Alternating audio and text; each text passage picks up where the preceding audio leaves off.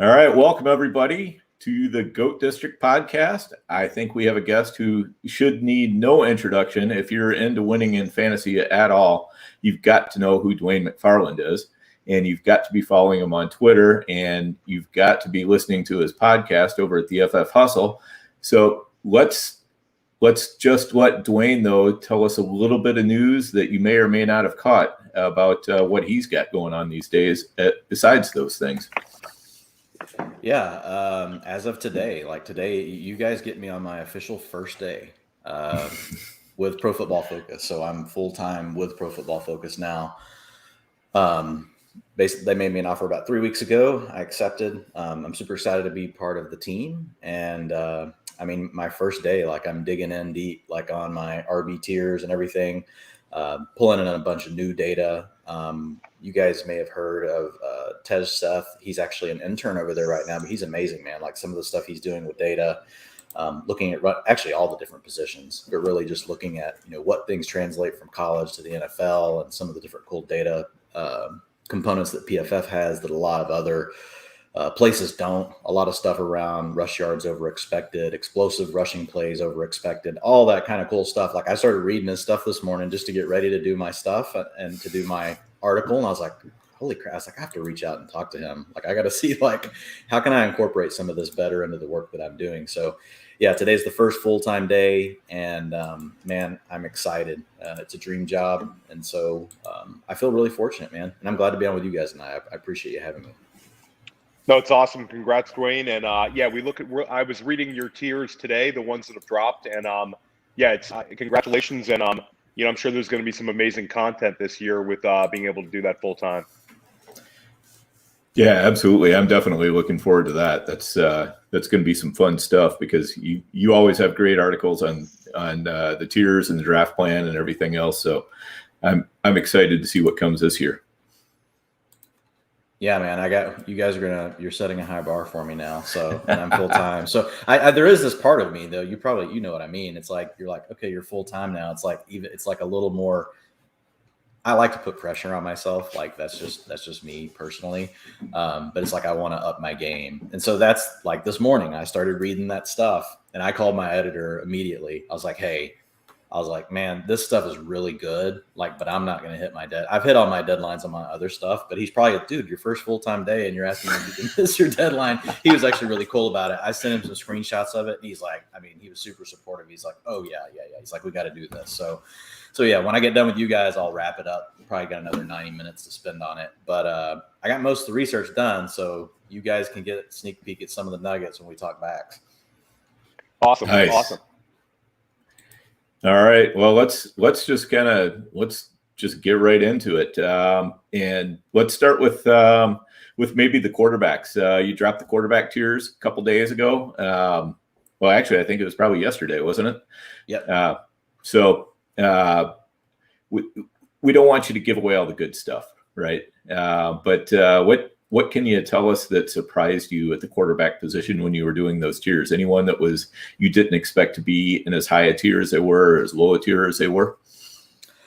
Yeah, I think there's. I don't know how surprised I would say that I am. Just quarterbacks are one of the simpler positions because it's a onesie, right? Mm-hmm. Doing that position in tight end is typically easier, and so I kind of have my mind around it once I've done my research in the summer. And so I think I was pretty settled on where I thought things would be. I still go ahead and do a little bit more research, but most of my research is done when I walk into these articles. With the running backs today, I kind of threw a wrench in my own plan. They were ready. And then I saw this new stuff and I was like, holy crap, this is really good. And I felt once I saw it and thought about it, I was like, man, it's going to be a disservice. If I don't put it in there, if I'm really doing a good job, I should put it in. So I didn't have that kind of aha moment yet, with the quarterback, but I'm really looking forward to digging more into the data. But I guess the thing that I would say, as I was, the first tier, I feel really good about, but and I'd love to hear y'all's thoughts. Some of the names that are in it. A lot of them, look, it's no secret. Patrick Mahomes is up there, Josh Allen, Kyler Murray, I do have Kyler Murray over Josh Allen. I have it as one tier, so it's still your preference. But when I just stop and think about like what quarterback could throw for 43, 4,200, 4,400 yards and also rush for 1,000, I think he's the only person, unless Lamar Jackson all of a sudden did throw more, right? They would be the only two that could do that. So if you think about like potential cheat code, something goes really I think for Kyler, it's more within the reasonable range of outcomes. For Lamar, there would have to be a change in the way that they're attacking teams, which could happen, right? I mean, if we look at their draft capital they spent over 2021, 2019, there's 6 draft picks, 2 in the first, you got 2 in the third, then you got a 4th and a 6th, and then 2018 you spent a second rounder, or was it a third rounder? Might have been a third rounder on Mark Andrews, but you spent a first rounder on Hayden Hurst, who you traded away. So it's like they've clearly been trying to build out their weapons. And so I do wonder sometimes, like, are they telling us with their draft picks and they signed Sammy Watkins? I mean, are they really wanting to go to more 3 wide? They traded away Hayden Hurst last year. So I kind of threw that into the universe last year. It didn't really hit. Obviously, Lamar Jackson would have to improve in some ways, but could you imagine playing against Lamar Jackson, like when you're just completely spread out, having to think about deep passes and stuff like that? Like, they're already hyper efficient when they're going to run. Yeah, no, I'm sorry. Go ahead, Dan. I was just going to say, I think that makes a lot of sense. I mean, Lamar Jackson's been one of those players that I've been, eagerly taking, especially when he drops, because a lot of times, he is one of the quarterbacks that goes late out of that first tier, and a lot of people are throwing Justin Herbert into that tier, which is fine. I can understand the rationale for that, but usually Lamar Jackson is going just before or just after Dak. And so when he falls a little ways after Dak, he's a really easy one for me to smash the draft button on. Yeah, I think it's with Lamar, last year people were aggressively drafting him sometimes at that 2-3 turn. And now you're getting him in the sixth round, and he's got better weapons. So it's, I would expect that the touchdowns get a little touchdown passes get a little closer to the 2019 level than the 2020 level. The rushing will stay similar, and you have to think that he just matures as a player a little bit. Sometimes those quarterbacks just take that next big step in their career. So, yeah, I'm with you on Lamar. And I think an interesting thing Dan touched on was Herbert. And I've heard you talk about Herbert on The Hustle. You have, I wouldn't say you're down on him, but you're maybe a little less enthused than some guys in fantasy at this point. You want to elaborate on that a little bit? Yeah, I think Herbert's a really good one to talk about, and he is a player I still love. Honestly, last year coming out, I was just so on him. I think I'd actually drafted him in a dynasty league because he fell to the 4th round. I guess I wouldn't call it a full-on dynasty, but we protect 25 players and 5 taxi squads. So it's more dynasty than keeper, right? But so every year, the first 3 to 4 rounds is pretty much rookies, right? There may be a couple, and we're IDP, so there may be a couple of vets that mix in, like if somebody drops a linebacker somebody wants or something. But he was just sitting there, and I honestly, I was just like, well, he's a rookie and it's the 4th round. And I took him. And then, I was just thinking he'd sit on my taxi squad all year. And he ended up, being a starter. And so the thing that I've looked at with Herbert, there's a couple things.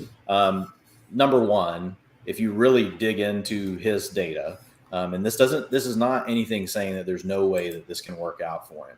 But if you really dig in, like from a clean pocket, he was 25th out of 32. We know clean pocket passing is the most sticky stat, right, that we have from a Pro Football Focus standpoint when we're talking about like the advanced statistics. He finished 27th out of 32 in negatively graded throws, 27 being bad, right? He was 25th out of 32 in uncatchable passes, meaning his receivers, even if they had a ladder or a trampoline, they couldn't catch the ball. So I think there's just some things that are a little bit buried. I think he got a little bit lucky in the way his performance ultimately landed. Again, I like him. He's a young player, so he can add things on the ground. He's not like a great rusher, but young quarterbacks they can give you 250 yards easy, right? And they can punch in a few scores. And that's a nice little, when you pick up, 40 points, 50 points off of something like that, it really does come in handy versus the guys that are older that can't do that. So I think he definitely brings that. The other component, though, is I just think this offense is they're not going to throw it as much as they did. Last year, he threw it 595 times, I believe, in 15 games, if I'm remembering right. I think I've quoted this one enough to remember it. I have him projected for 600 passes over 17 games, right? So 2 less games and basically the same number of passes. Looking at the Vegas odds, around their wins, I see them being close enough in games. This offense is going to they're going to run the passing game modeled after the Saints, right, which is through Joe Lombardi. But the run game is really going to be modeled after Kyle Shanahan's scheme. So I think there's going to be a lot of play action. I think you're also talking about a head coach in Staley that comes over from the Rams. So every team that's involved here, whether you're talking about the offensive assistant that came over from the 49ers that comes from a run-balanced approach. If you talk about the Saints, that was a run-balanced approach. If you talk about coming over from, the Rams with Staley, that's a run balanced approach, and he's a defensive coordinator, right? So I think there's a chance for the chart. I know we say this every year. I feel bad for the Chargers. Like their luck is the worst. Like if consistently it's the worst. Like they have the worst injuries, and they don't wait. It's just like right out of the gate. It's like boom, these players drop like flies, like in training camp and early season for them. But I think if they can stay healthy, their defense is going to be a little bit better. And I think what we're going to see. It's just more balance. And when I say balance, not dropping back to pass 65% of the time. It'll be more like 60, 59, 58%. And I think they're going to try to run the ball more, which we'll talk about with the backs here in a little bit. I think it's an important thing to figure out is who is the number 2 back on the Chargers, because I believe they can have value.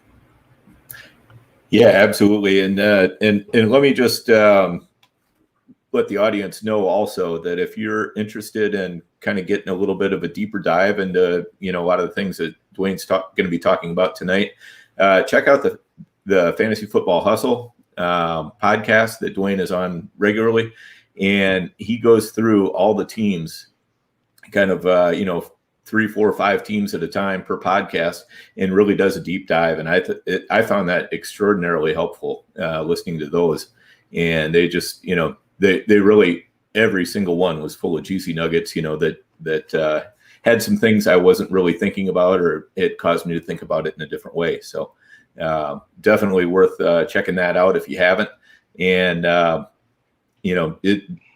it'll give you a good idea of where Dwayne's coming from, and where I'm sure a lot of the articles that you're writing are kind of coming straight from that research. So. Well, hey, a lot of what I'm talking about on there comes from, having access to data at PFF, because I was working, with them basically as a freelance writer last year, but they were cool enough to give me access to, a really cool database. It's called PFF Ultimate. And so essentially it's what all the NFL teams have. And if you're on staff there, like it's kind of one of the privileges that you get that. Now, if they ever find out you share it like with anybody, I think somebody got fired for that. I'm not going to be the one to do that. But it shows up in my research, right? I mean, it's integrated really into everything I do. And I'm only learning more and more about like what's in that database and what matters and testing it. And so I just plan on trying to continue to push the edge, on all that stuff, just like I was talking about with the backs. Hey, one last thing on Herbert. So an easy way for people to think about it, the way I'm thinking about Herbert and why I'm not spending that early pick on him.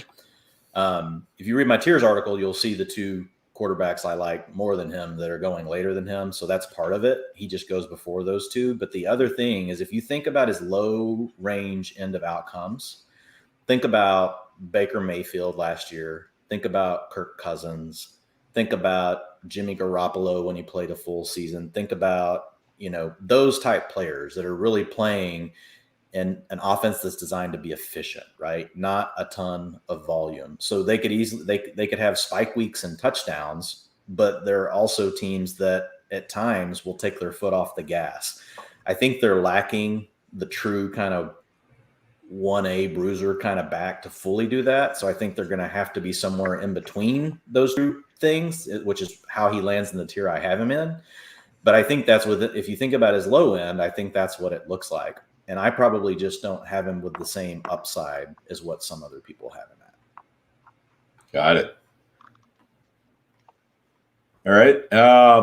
So let's talk a little bit about tight end as well. What would you say was the most surprising thing you found in the tight end? Again, a onesie position, but there's a little bit more variability to me with tight ends from year to year. A lot tougher to predict, especially once you get past that obvious top tier. To me, it always seems like you get past that obvious top tier, and then it really gets to be a mishmash, and it's hard to tell exactly who's going to rise to the top. Who are a couple of guys you see that are got some potential to rise towards the top that maybe aren't getting drafted quite so high right now? Well, number one, just take George Kittle, like when he's falling to you after Kelsey and Waller. He's really the same thing. He's been hurt, right? Last year, people took Kittle over Kelsey. I always think back with these things too, right? I always think a year back, just like you try to think a year ahead. You think, who am I going to be drafting next year? You think, what did this look like last year? And now sometimes there's great reasons. You look at it and you're like, man, wow, we were just wrong about that. And here's why. But Kittle has all the same things that we thought he had last year. He just was hurt. And I get it. He's missed some games, but it's not like he's only played half a season like 3 years in a row. He's completed nearly 2 seasons. I think he's played 16 games, 14 games. And then last year, obviously, was a bit of a train wreck. But he's got the talent, plays in a great scheme, gets a lot of mismatches. You're getting the same thing as Kelsey and Waller, in my opinion. Now, I almost put Kelsey in his own tier. But really, if you look at Kelsey, his points over expected, he was one of the highest at tight end. So literally, he could have scored a lot closer, to what these other guys did. So I really think they all belong in the same tier. I give the nod, obviously, to Kelsey, but I'm not taking Kelsey a ton in the first round just because I really do feel good about Waller and Kittle in the second. Now, if I'm in the FFPC, I'll take them. I'll take 2. I'm fine with 2 this year. If I can make it work. I've never been able to make that strategy work, by the way. I don't know about you guys. I've tried it so many times with elite tight ends over the years. I remember I did it back, in the Gronk elite days. I had one year I took Gronk at 1-1. I tried all sorts of ways, and I've never been able to make it, work. So I don't know if you guys have ever. We can jump to some other guys, but I have to stop there. Have you ever really made the double tap round 1 and 2 for tight end work in that format, tight end premium? I had a build where I had a Kittle in the second, and I went Kyle Pitts in the third, but late third. And I didn't hate it. But it kind of worked out because I think value kept falling to me. I just feel like when you double tap tight end, even if it's like a Waller Kittle, you have to play such catch up at wide receiver and running back. Instead of playing catch up on only one position, you kind of end up trying to catch up on both. It's very difficult. I think that this year would have to be a Waller at 11, and then you take Kittle early in the second, and then you kind of hope for the best in terms of running back and wide receiver. It's very difficult. I think if you do that, you kind of have to go late round QB, and you really have to hit running back and wide receiver hard. I think people get into problems when they take quarterback and tight end early, and then I think you kind of have to get quarterback out of your mind if you're going to do that. But it definitely can work, but I think you need a little bit of help for it to work really well in your favor. Have you been able to make it work in the past, though?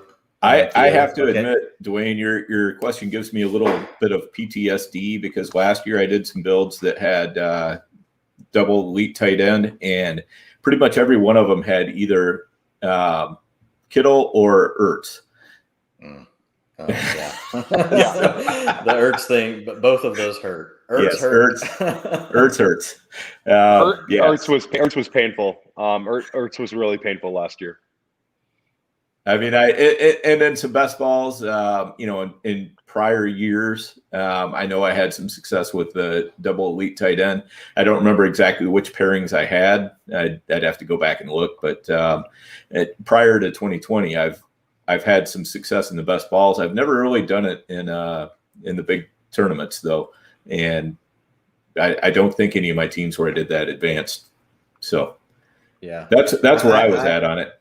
I've had many teams that had 2 elite tight ends on them in the FFPC that have done well. I've just never been able to make that double tap round 1 and 2 work. It just I haven't been able to pull it off for whatever reason. And a lot of it I think is just bad injury luck. I have to go back and break those teams down. We can talk about some other guys. Do you guys want to talk about Kyle Pitts since you mentioned him, Theo? I always like to talk about Kyle Pitts. I'm very excited about Kyle Pitts. I'm kind of ahead of Dan and JD on Goat District love for Kyle Pitts at this point. I think that it kind of was a nice segue. You bring up a double tight end team that's successful where you don't use a first and a second. I think that you could potentially do it this year with like a Pitts in the third, Hawkinson in the fourth, that kind of build with one of these elite tight ends. So yeah, go ahead, talk a little Kyle Pitts. I'm interested to see where that was my build in the now Draft Sharks, and that was my build in the Draft Sharks Invitational the other night. Now it's a super flex, so I started off with Kyler Murray, but I did the double tap on Hawkinson in the fourth, and they let Pitts come back to me in the fifth, and it is a tight end premium format. And so you have a super flex plus an extra flex and then 3 receivers. Now Chase Claypool's my first receiver, but we won't talk about that. We'll just leave that part alone. You have to give something up somewhere in those kind of drafts. Right. So yeah, with Pitts, I did some research. I actually moved him ahead of Mark Andrews after doing my research. And I still have him in the same tier. I have Pitts, Hawkinson, and Andrews as the tier 2 guys behind the top tier. And I do think that, like, when I think about these 3 players, and more likely Hawkinson and Pitts, one of those 2 is probably in our mind as next year, can they bump into the top 3? Or do we just all of a sudden have 4 really good tight ends? Because we have some pretty good ones at the top if they stay healthy. We do have Kelsey eventually at some point has to start breaking down, 32 years old. So, but when I think about Hawkinson and Pitts, I'm excited about both of them. So Pitts, I really dug in on him because, Dan, I'm probably more along with you. It's not that I don't like the player. It's not that I'm not willing. It's just, I'm kind of I can get in my own way sometimes with those things because I'm like, okay, when is a rookie tight end put up the points he's going to have to put up to be taken, right, where he's being taken? And then, like, is there any upside left if I take him there? And then what's my downside? And so I have to really think through those types of things. And so with Pitts, like, there's a lot of things that have happened, for him that have never happened for other tight ends, and other people have talked about him. But essentially what I wanted to look at is just their offense. So we know Calvin Ridley is going to be on the field all the time. And I read as much as I could. So you guys jump in if you have any news nuggets, Theo, as well, or you, Dan. Theo, I know you're camp, Pitts, though, so you probably have some material you want to throw at me here. But as I was reading through everything, doing the best I could, I'm super excited. They're one of the teams I'm most excited about watching this weekend, to be honest, just to see. And we'll see. Who knows? He may not even play. But I started trying to get a feel for where do I think he has to be? What kind of role can he have? And at least limit my downside if I take him. That's kind of where I started. I think, we'll talk about the upside, here in a second. Like you'll see it naturally. But basically, I started looking at, the percentage of routes run per drop back, and what that has meant for fantasy scores, I think I went all the way back to 2012, if I remember right. But yeah, I think it was 2012. No, sorry, 2011 is how far I went back. And so if you look at players that have handled 61 to 65% of the routes, so meaning their team, every time their team drops back, you divide the number of times the player ran a route by that number, by that denominator, right? Passing plays. They could have been sacked. They could have turned into scrambles, but still it started off as a passing play and the player had a chance to be running a route, right, on the field. And so you're like, duh, on the field. No, on the sideline in the stands. Anyway, sorry, I'm over explaining. But so if it was a 61 to 65%, 12% of those made it into a top 3 finish.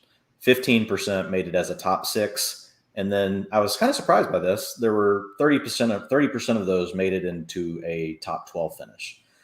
Then if you look at it, you bump it up to 66 and 70%, 9% of those had a top 3, 13% had a top 6. So those 2 buckets are pretty much the same as far as a shot at the top 3 or top 6. You're basically a 1 in 10 kind of thing to hit a top 3. If we believe that Kyle Pitts is as talented as George Kittle, Rob Gronkowski, Jimmy Graham, Aaron Hernandez, because those are the names that litter this list of guys that ran routes in those ranges at some point in their career and still were able to put up that type of a finish, right? Delaney Walker did it 1 year, but he was up 76 to 80%. So just the next 3 buckets. So it goes up 5% in each time. So it goes from 71 and 75 to the next bucket being 76 to 80. And then the last bucket just being greater than 80%. So basically Logan Thomas, right? You never leave the field. But if you look at each one of those buckets, so the next bucket goes up to 14%. That's the 71 to 75 for a top 3. And then the next one goes up to 12%. That's at 76 to 80%. And then the last bucket, over 80%. If you run around over 80% of the time, 36% of those have hit a top 3. So here's my problem with Pitts. I don't see him running a route 80% of the time. And here's why. I think they are going to move him all over the field, but I don't think he's going to line up at receiver every play. I don't think he's going to line up at tight end every play. I think he's going to play some at tight end. I think he'll be off the field some. I think he'll be in the slot some. I think he'll be outside some. But I think he's going to be somewhere between 66 and 75%. And so if I look at that, my chance of a top 3 finish, assuming, again, this is also assuming that his talent is as good as we think it is. And I'm not saying it's not, but we still don't know for sure, right? That gives me a 1 in 10 shot. But to get to a top 6 finish, if he can just get to that 71 to 75%, so that middle bucket, like that's a 43% shot, basically. And these aren't predictive numbers. We're using history here. It's not like saying this is a predictive piece of data, but history is sometimes the best indicator we have of future success, like studying these things. So if he can get to that 71 to 75, now all of a sudden it's like I got a coin flip shot at a top 6. And I got a 60% shot at a top 12. Let's be honest. If you're drafting Kyle Pitts in the 3rd, you're not just hoping for a top 12 tight end finish, because top 12 is not. I mean, if you finish 12th, you got outscored by Travis Kelce by in this format, probably like 150 points. I don't have it right in front of me. It's a lot, right? They're not close. So you're not that interested in the top 12. You're hoping you need his minimum to be a top 6. So I think that's just where it gets dicey for me. But it's enough that when he slides a little bit, I am comfortable trying to gain exposure to Kyle Pitts. If for some reason he is on the field over 80%, and again, Theo, this is like where you can jump in if you've got some nuggets here that I'm not thinking about, then the chances jump up to 53% to have a top 6, and now you're 36% shot at a top 3. So I feel a lot better about that than 46% and 12%, if that makes any sense. That's a lot of numbers. Sorry. Yeah. So, I mean, I think that with respect to the analytical approach, I think that for me, it's I've kind of taken a step back, and it's kind of a more simplistic view. Like you said, it's when he's falling. So if you're dealt a late first, it's when you start comparing him to some of the names going in the end of the 3rd, early 4th, in FFPC drafts. He's absolutely a consideration of mine. And we talk. I'm good with you on that. Yeah, and we talk about rookies, rookie tight ends, and I continually hear that from some very smart people. But when's the last time we saw a rookie go as the first non-quarterback in any draft? So the Falcons viewed him as the best player in the draft that was not a quarterback. That resonates. Then obviously Julio, them being able to move on from Julio, I think shows at least a little bit of confidence in Pitt's year 1, especially since the fact that they still have Matt Ryan. And then the more I look at it, I want nothing to do with Russell Gage. I know that he's kind of become you see people taking him in the 9th, 10th round. I'll have him on about 0% of my rosters. So it's Calvin Ridley. It's a 29-year-old running back who, I don't hate Mike Davis, but he's the definition of a dead zone running back. He's older. He was a waiver wire guy last year. So I just look at it as he's the second best weapon in that offense. He's tight end eligible. I think in kind of the range of outcomes, like you said, a top 5 tight end season with some massive splash weeks. And I think that he could be playing better football in the second half of the season, as a young rookie, a guy who improves and just keeps getting better and better. So I kind of have an optimistic approach with him. And when I get stuck at the end of the 3rd, early 4th, he's a guy I'm taking. And I will say NFFC, he's got a much wider range of where he's going. You see some people taking him in the early 4th round, and that's not non-tight end premium for some people that don't know the scoring. It's non-tight end premium. It's just PPR. but he'll go in the early 4th, and then sometimes he falls all the way to the 6th. It's a little harder to predict where him and Hawkinson and Andrews go in those drafts. So to me, he's even, 6th round in a regular PPR. I mean, he's a smash button play for me. So it's kind of, for me, it's more of a, like we talked about in the pre-show, kind of reaching for upside a little bit. And when I run out of, higher upside guys in a specific part of the draft, he becomes very appealing. Yeah. Yep. I mean, my problem is I can't take Pitts when Hawkinson's on the board. It's just too hard for me to do, because I know that, I have no concerns about Hawkinson's volume or anything else. Obviously Jared Goff is not Matt Ryan. The Lions aren't the Falcons on offense. But on the other hand, especially when you're talking a tight end premium, just those receptions add up, and when we're talking about FFPC for sure, I'm really interested in those guys who have a high number of receptions, a la Logan Thomas last year. You want those receptions because that's where you get that bonus scoring in. You don't get it off the touchdowns, you don't get it off the yards, you only get it off the receptions. So that's always what the, kind of what I'm looking for, and especially when I'm looking further down the tight end list, once we get past the more obvious guys, I'm looking for those guys who I think have that path to a lot more receptions. So Hawkinson is I do like him. Yeah. Oh, and I love Hawkinson. Sorry, Dan, go ahead. No. Yeah. Hawkinson for me is just in front. I understand I'm kind of taking a chance by not exposing myself a lot to Pitts, but I guess that's a sting I'm willing to take this year and adjust for next year. And in Dynasty, I'm all over Pitts. Yeah, it's interesting, because like the way I looked at this was actually from Theo's lens. Like if you read my article, you'll see it. All the reasons he just gave right are on there, and that's why I wanted to look at this. So basically, what you need to believe is true, and it could be for him to hit the upside we think that he could have. We basically need to think he's already as good as Gronkowski, Jimmy Graham. So here are the players that have done this without being on the field for at least 80% of the routes. Because I believe that's still, and I'm with you. I'm not drafting Russell Gage like ever. But players get rotated a lot for a lot of different reasons. We've seen Arthur Smith do it in the past. So just say he doesn't get 80% of the routes. These are the names of the players that he has to be as good as in his year one. And it's Rob Gronkowski, Jimmy Graham, Aaron Hernandez, Jordan Reed, Rob Gronkowski, George Kittle, Zach Ertz, Julius Thomas. So those are the only guys that have ever finished in the top 3 without going over 80% of the routes. So it's just, they're really, really good is my point.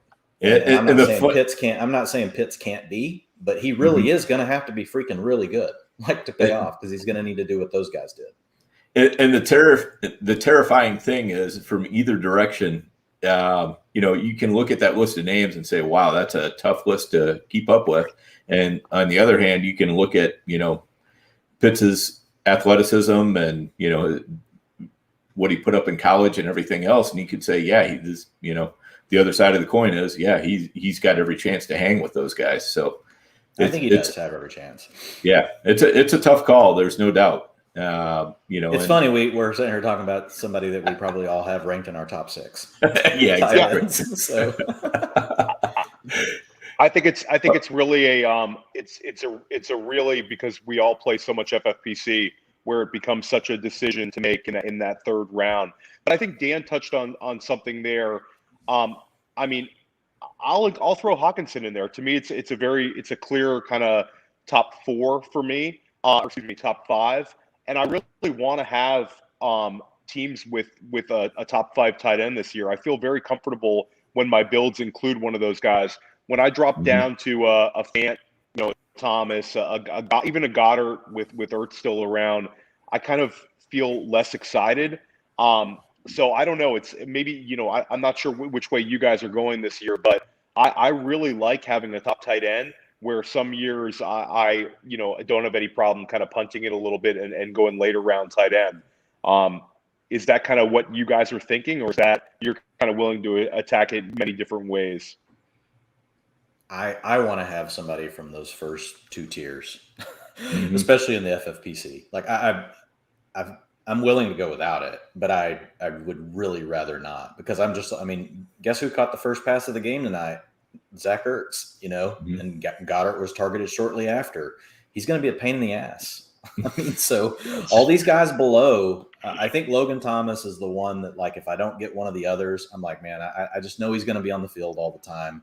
I like his quarterback better. So that's my backup plan. I think Goddard and Fant and Higbee, they all have talent, and I like them all, but they all have questions. Any one of them could be a disaster. Mm-hmm. Yeah, I fully agree with that. The way I've been approaching tight end is either I grab one of those elite guys, or I'm just punting it off until later. And in best balls, I'll have no problem, taking like 3 tight ends in a row, starting somewhere in the, like 9th, 10th round for FFPC. Once you start hitting the grunt tier, give me 3 of those guys and, just let the best ball scoring system work for me.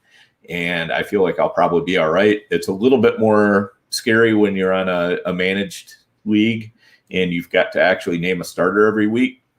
Mm-hmm. But for me, the nice thing about the tight end position, it's one of the ones where you can look at how defenses perform against tight ends, and it's actually a fairly decent tell.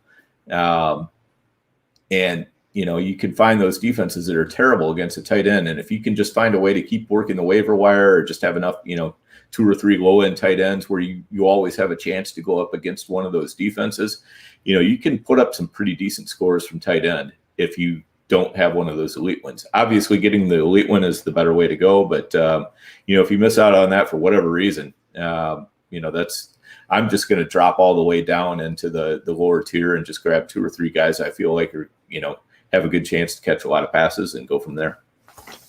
There's a great question in the chat from Wheeler. Troutman and Everett were tremendous values in early drafting, but now they're going before Ingram, Jonnu, and Hunter Henry. Which do you prefer of those 5 tight ends at this point, Dwayne? I've got them all really close, but you're right. It does make it hard. Like I'm fine taking those 2 over Hunter Henry. I'm feeling a little bit better about Jonnu than Hunter Henry right now. I still have them close in my ranks and in my tiers, but I'm willing to take Troutman or Everett over either one of those. I still have Evan Ingram slightly above those. I know we added Kyle Rudolph. I know we've got Kenny Galladay, but I still just think that Evan Ingram is a very, he's the closest thing, honestly, we've seen to Kyle Pitts. Mm-hmm. He's an athlete. He's an athletic freak. He's a mismatch.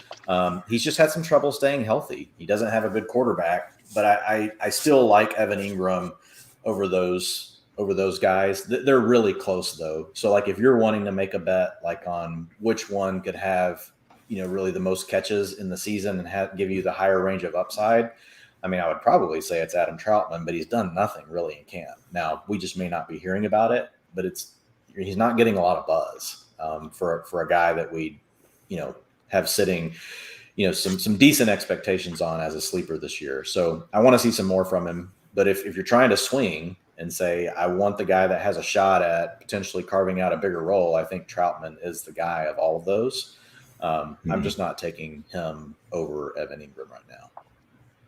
Yeah, I think one of the things with guys like Troutman, I try to not take them too high in the draft. In other words, I'll grab them when they're falling. But when you're looking at a target distribution, you're saying, well, we think this guy might do pretty well because there's nobody else, or anytime I start seeing that there's nobody else, that makes me nervous. Very often. Yeah, it doesn't.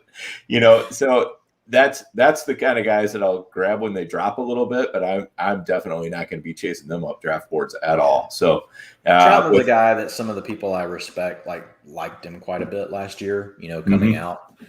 So for me, that's kind of the extra piece, but I'm with you. I definitely don't I don't reach on any of those guys in that tier. I just stay calm and I wait. And I basically, once I know that I need to start taking them in order to get at least a couple, I start, I just start smiling and dialing, I start grabbing some of them, but it's not like, I'm going to be reaching, for a guy like Troutman. So, and to the point of the question, like as the further he shoots up the board, the less likely I am to own him. Yeah, it's funny. I've seen him go in the end of the 8th, and he sometimes still goes in the 11th. So Troutman's kind of all over the place now. People are aggressively getting him some drafts, and once in a while, like Dwayne said, he falls. So it's interesting. And John will keep an eye on what the status with Hunter Henry is. If it's something that continues to linger, I think Jonnu becomes very appealing. Potentially by September, end of August draft, if the Henry injury just still lingers. Agreed. Yep. So let's talk Tyler Higbee just real quick too, because I know he's a guy that he burned a lot of people, and yet there are a lot of people who are coming back around to him this year and really have a lot of hope for him. Where do you fall on Higbee, Dwayne? Yeah, the biggest thing standing in Higbee's way last year was in long down and distance situations. They were making him stay in the block. So Everett, was in a snap on 88%, so a route on 88% of those plays. He was out there in the 2-minute offense, while Higbee, even if he was on the field for some, he was having to stay back and block. So just lower snap rates, lower route rates in those situations.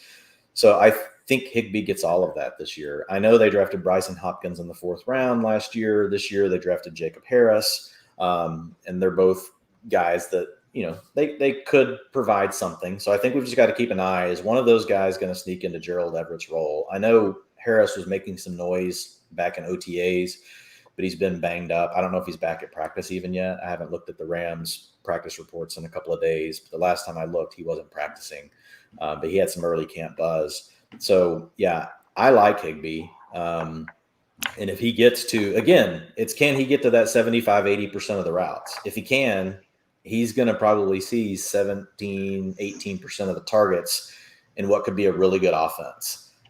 So it's really a matter of, I'm really keeping an eye on those other two guys. And if I think he's got them buried, I'll add more and more and more, Higbee exposure as it goes on. Yeah, I think that makes a lot of sense. I think after seeing tonight what the Eagles are doing with Ertz, I did have him slightly below Goddard, but I think I'm going to move Goddard to the bottom of that tier because this is going to be a freaking nightmare. I'm just telling you, it's going to be a nightmare. I mean, I think at this point, if you're heavy into Goddard, about the only hope is that Ertz ends up getting traded somewhere. Yeah. Yep. A lot of people see Goddard. I love Goddard. It's like I love the talent. It's like I want to draft Goddard and play him. Yes. Yeah, if you had the clear path, and the other thing is, how good of a passer is Jalen Hurts going to be? We have to wonder about the volume. We have to wonder about the accuracy. So there's, there are a few things to wonder about with Goddard. But if you just if you took Goddard and you put him on the Rams, for example, I mean, how good would that be? We would have a nightmare again. Pick another team, Dan. Come on. Well, let me put it this way: if they traded Higbee for Goddard, how about that? Yeah. Well, I'll tell you what. I like Higbee. Evan Silva and I were chatting on the phone, and we both. It's funny. We came to it at the same time. We're reminds us of Kelsey, just the edge he plays with. And we both had the same reason. Higbee's just one of those dudes, I don't want to tackle him. I don't want to mess around. I'm just give him the ball. Stop. That's probably why he blocks. He's a mean-ass dude. Nobody wants to jack with him. But I think Higbee has, I think he has plenty of talent. Run after the catch. He's, got a good stiff arm. Takes it to the other team. All the things I like that also can get a player hurt, but you just love to watch on a football field. I think Higbee has them. So he if he's on the field, he will be a steal. He'll be a guy that people will be like, wow, I could have had a top 5 tight end drafting someone in the 7th or 8th round of the FFPC, because that's about where Higbee goes. All right. Sounds good. Theo's like, let me have a word, guys. No. I'm Sorry, good. Theo. I'm listening to all the Tyler Higbee and wondering why I don't have more shares of him at this point. With the positive arguments for him. But yeah, I'm just thinking about those teams that spent 5th round draft picks on Goddard right now. When he was rising up, I mean, you're right. It's an absolute mess at this point. I'm still not afraid to take Goddard in the end of the 7th. I believe in his talent, and I think that when you get to that end of the 7th, I think he's still one that I'll invest in. But yeah, I really hope that Ertz thing gets worked out. If we're good on tight ends, I'd like to pivot over to running backs. We continue to see running backs get just absolutely hammered in the first 2 rounds of drafts. We're seeing 15 running backs go in the first 2 rounds. What are your favorite values right now in mid-August in the 1st and 2nd rounds of drafts? Maybe we can start with the 1st round and then kind of go to the 2nd. Yeah, in the 1st round, which if you were drafting a month ago, hopefully you were taking this person in the 2nd round, but it's Aaron Jones for me. Like, I'm elated to take Aaron Jones anywhere near the end, of the 1st round. I'll take him from the mid-1st round on if I need to. My belief is that he is going to take over the 2-minute offense that Jamal Williams leaves behind. I think A.J. Dillon will see some passing down work, but I would put my chip down on that being the long down and distance work. And so the role you really want is the 2-minute offense, because that's basically the backs are in the routes a lot, right? Because the defense may force them to check down. They just want to keep the ball moving, but they're not, you're not a lot of times like towards the end of a half type of thing. And so you just pick up all these easy points because the defense starts playing, these deeper shell looks, and you look up and you're like, wow, my running back just literally did nothing good from an NFL perspective, but he added 10 fantasy points. Like Aaron Jones is now going to get, I think, those sort of boosts on a week-to-week basis. So I have Aaron Jones in my top 4 running backs. So obviously I'm willing to take him at the end of the 1st round. The other guy that I'm really excited to take at the end of the 1st round is still Saquon Barkley. I like it when he slides to me in early 2.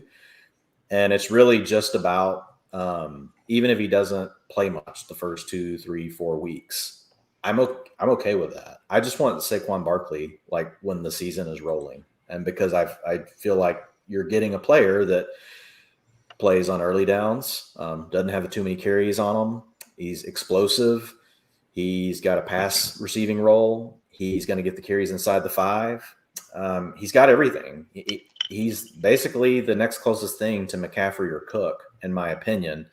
And you're getting him, in the late 1st, early 2nd round. All right. The other player. I got a question before you get on to that other player. I got to ask you about Saquon. Sure. All right. Make me feel better about Jason Garrett as his offensive coordinator and Daniel Jones as his quarterback, because it seems like neither one of them is really that interested in throwing to the running back. No, they'll throw to the running back. I mean, we've seen Daniel Jones throw to Barkley before. I think we just haven't seen really a huge healthy sample, with Jason Garrett with Saquon Barkley. So true. I still think I don't have Barkley at his 20% that we've seen him at. I think I don't have it up in front of me, but I think I have him like right around 15, 14%. Part of that is because I'm expecting him to start slow. But what I think you could see is like kind of like what Theo was talking about earlier. Hey, you see Pitts grow into this role. I'm picturing Barkley, if he's obviously doesn't get hurt again, which is always a risk. By the time you reach, week 8, you're just smashing is what I'm thinking. There's too much talent there. I don't like their offensive line either, but he's just a good player, Right. So I like him. The other guy that I probably will own above weight for what I would normally own, like a 1st or a 2nd round player, and it's just because they fall further in the 2nd round. But it's Joe Mixon. I mean, I'm going to own a ton of Joe Mixon. He's more explosive than people think. He still breaks long runs more often than his peers, right? Whenever you take everything and equalize it, meaning down and distance, when you're running the ball, like is it in the 2-minute offense versus the first half of a game, all that kind of stuff. Like he's still really good. And now he's going to have a full workload. He's doesn't have too many carries on him. He's going to have the early down work. He's going to have the passing role. He's going to have the work inside the 5. Joe Burrow obviously is a little bit scary, but I think Joe Burrow will eventually come around. And if this offense turns into what people think that this offense can be, and the offensive line is improved, well, then I want Joe Mixon. And so I'm going to own typically, on the first 2 rounds, like in the FFPC, like I'll max players out at like 25%. Mixon's a guy I won't be surprised like when it's all done, just because where he falls sometimes. Like, and I want to pair him with everything I can. I want to pair him like in every way, every combination I can have of him. I want to have. So he's a guy that I'll probably be overweight. I'll break my rule on him, but again, it's because he's falling to the late second so often. I think I saw Beeb get him at 212 the other day. I'm like, Beeb, you're so kissed by the gods. Like, dude, I want to go to Vegas with a Beeb. That guy runs pure. He runs as pure can be. Yeah. So it's Mixon. I love him. I think everybody's, so it's funny. Last year he was an end of the first pick, and now he really is going to have the whole workload, and they're out on him. That's 100% recency bias, just living in people's brains. Yep, fair enough. So our buddy Kevin Wheeler asking about Gibson. What do you think about Gibson? Yeah, so the thing with Gibson that I really like is last year he essentially down the stretch before he hurt his toe had eliminated Peyton Barber's role. That was really the most annoying part. It was annoying that we knew he could be a good receiver out of the backfield, and J.D. McKissick, as like 100 targets. Like, that's annoying. But like the part that was just like driving me nutty was the Peyton Barber crap. And I think that's over. So I think the floor for Antonio Gibson is that he could be 65 to 70% of the rushing attempts, which is essentially what you're thinking Jonathan Taylor's floor is. I don't think he's quite as good of a player, obviously, as Jonathan Taylor as a running back yet, but he's still young. He's still growing.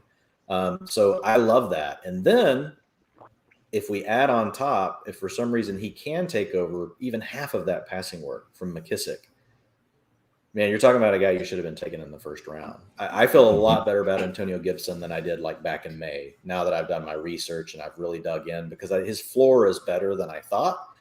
He's the kind of player I like to bet on their upside, because I'm like, man, the floor is nice and the upside is sky high. So I like Gibson a lot. And I need to increase my ownership of Gibson. I was not drafting him enough early on, and I'm going to regret that now. But this happens every year because I finish my research at different times. Sometimes I'm further along sooner. Next year, I will not. Obviously, it's my full-time job. Next year, I'll know this shit in March. Yes. As soon as then I'll adjust for the draft, right, and what happens there. And so, I'll be ready to rock. I won't have a different full-time job. But yeah, love Antonio Gibson. I think he's worth it in the second.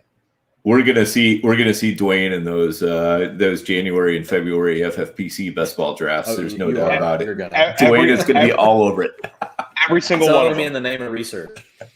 Dwayne, yes. One thing with Gibson that I heard you actually talking about on your pod with Drake that I thought was a great point was Ron Rivera, his use of Christian McCaffrey as a rookie as a pass blocker, and how he really took that next step in year 2. Maybe you could kind of elaborate on that. It was from a while ago, but it resonated with me. Where year 1 they used Stewart, and then year 2 it was kind of all McCaffrey's, and he really took off as a receiver, even further as a player in year 2, obviously. And you saw that with Gibson.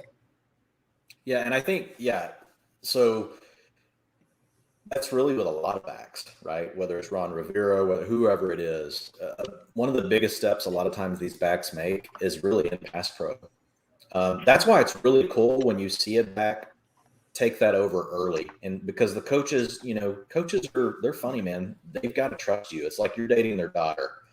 They are not going to let you go out with their daughter if they don't trust you, right? They got a shotgun out at the door. That's how they think about their quarterbacks, right? And that's why people, they get so upset when these great players can't get on the field. But that's why, is because it's a bad date, man. You know what's coming, and it's not going to end well, and you don't want to go to prison over this shit. So, you gotta. you got to make sure that they're good to do that. And that's a big step that these players can make. There's a lot coming out of them as rookies. They're trying to learn a playbook. They're trying to adjust to the speed of the game. And they're having to pick up on these different pass protections. You got some exotic type looks that are coming at you, and everybody's big, strong, and fast. So, you can't just give them a little chip anymore like you used to. You've got to square up a lot more often. But the thing is with Gibson, I think he's got the frame to do it. People think of him as a receiver, but he's pretty thick, for his size. I know that's kind of sounds weird, but I think he's got the size to be able to do it. And the beauty of Gibson really is that he did the thing we didn't think he could do, which was handle the carries. Now we just need him to get the role we know he can be good at. And I really believe a big part of that probably is the pass protection stuff. And so I think there's two levels of upside to Antonio Gibson. I think you have baseline Antonio Gibson, which could give you between 60 and 70% of the rushing attempts, maybe 5% of the targets, right? He's only going to route about 30% of the time. But then I think there's the next tier, which is he just takes over the 2-minute offense because he didn't have to block that much. They just want you out in a route. Or say he takes over half of that. And then there's the long down and distance, which if he can't pick up the pass pro as well, they could keep him out of that and keep McKissick in, right? Or he just picks up half of either one of each, picks up half of each of those. So he could top level as he just takes it all over, and they're like, McKissick, just go chill over here. Now McKissick is a really good route. He's basically a receiver, right? He's like Naheem Hines, so it's going to be hard to completely eliminate him. Because he's if it's 3rd down and 11 and you want your back in a route, it's probably still McKissick because he's the guy that can just completely break down any linebacker or any safety. Not that Gibson can't, but McKissick's really good at it too. But I think there are 3 layers. There is that full upside where he basically takes over all the passing role and he has the rushing volume he's going to have. Then the next is if he could just take over half of that work from McKissick, even half of it makes him somebody we should have been taking in the first round.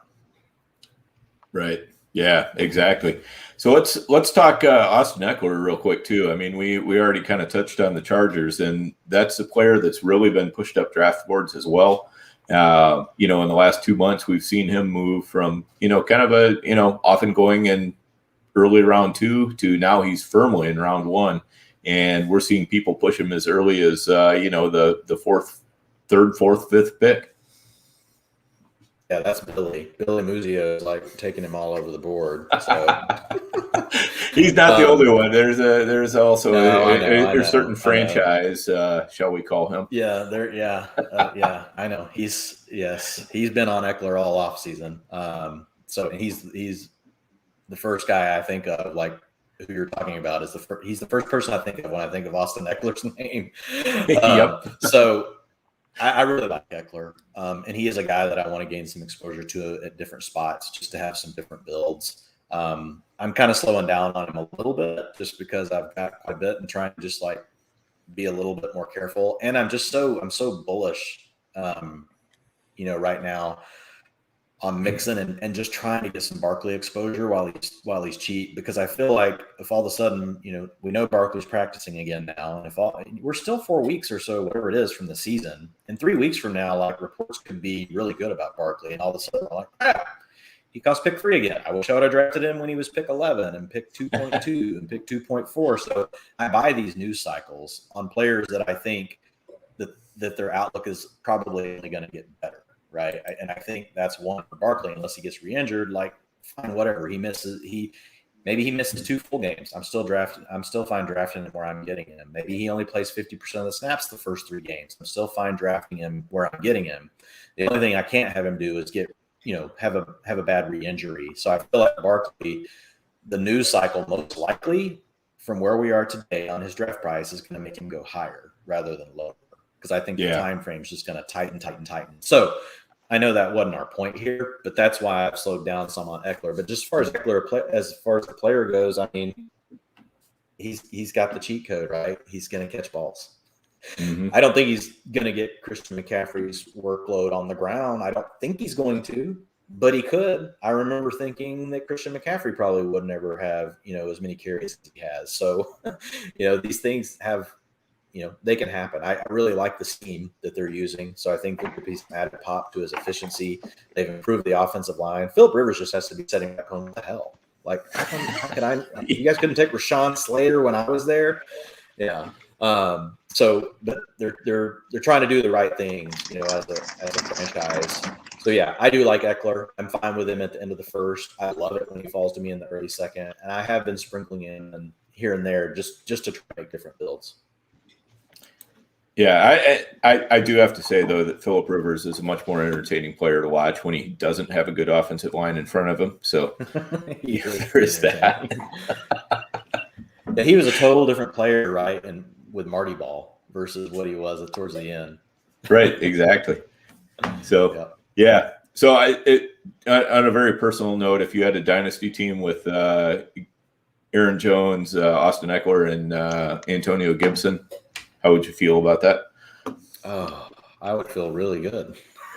I would feel fabulous. I may not be able to sleep. Yeah, I've been having a little trouble sleeping with that one too. It's going to be a fun year. Fun year. Yeah. I'll tell you what. I mean, Theo and I both are way heavy on Gibson for sure, and I'm to the point where I'm like, okay, I have to slack off a little bit because things do happen. Not everything works out like you think it will. Injuries happen, all that kind of stuff. But yeah, he's a guy that I feel really, really happy that I'm as heavy as I am right now, because most of those were second round, and some of them deep into the second round picks. And so, it's nice to have those in your pocket, because now, if he ends up getting chased further up the board, I don't have to feel like I have to reach for him. And that's one of the advantages. If you're out there saying, well, I don't want to draft early or anything like that, you're kind of missing out on chances like that where, you can have players that move up the boards, and you can just say, hey, I'm okay. I can let other people have them because I have some builds where I have them later, and I'm probably going to beat that team that is taking them now. No, absolutely. Yeah. I highly recommend your recent episode with Jack Miller, where you guys touched a little bit on the dead zone. It's been a very popular subject pretty much all offseason. You're hearing it on pods, reading articles about the dead zone. Are there any running backs that are very appealing to you in rounds 3 through 6 at this point in August? Yeah, I want exposure to DeAndre Swift. I just feel that he's still a young player with, a lot of upside. I know Jamal Williams is there, and I think Jamal Williams is going to get plenty of work as well. But I think we're talking about, Anthony Lynn. We're talking about Campbell. What's his first name? Dan Campbell. Dan. Cowboys tight end. Yes. Good grief. I've been riding too long. Bruce. Dan hey, the fact that you pulled out Bruce Campbell, that's all right. I don't mind that. Yeah, I don't know where my brain goes sometimes. There's a deep, lonely, dark vault somewhere in there, and stuff just gets lost or it's floating around randomly. So both have been in offenses where they've been friendly to tight ends and running backs, which is, hey, those are their best weapons here. So I think there's a good opportunity for us to see Swift be successful, even if Jamal Williams is getting some of the work. Now, obviously, we're not crazy about this offense, but I think people have just gone a little bit too far, like on how bad they think the offense is. Yes, I know Jared Goff we don't like, but he's not absolutely terrible. He can function in an NFL offense, and they've got a pretty good offensive line. So I think, if they can manage to keep scripts close and keep games close, like we could see quite a bit of volume. It's kind of back to something you said earlier, Theo. You said it around Pitts, right? You're like, look, it's Ridley. The next best weapon, it's Kyle Pitts. Like, there's no question.